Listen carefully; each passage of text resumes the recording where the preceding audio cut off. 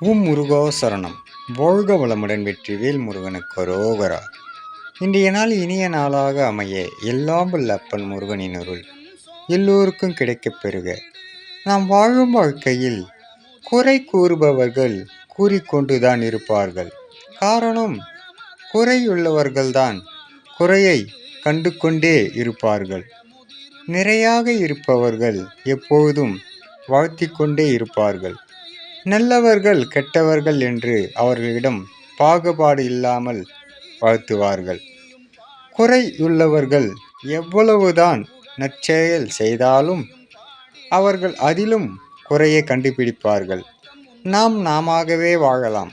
ஏனென்றால் இங்கு எதுவும் நிரந்தரமில்லை என்று நினைத்தாலே நமது வாழ்க்கை சிறப்பான வாழ்க்கையாக அமைந்துவிடும். ஓம் முருகா சரணம். வெற்றிவேல் முருகனுக்கு அரோகரா. முருகனின் மகன் ரவி முருகன்.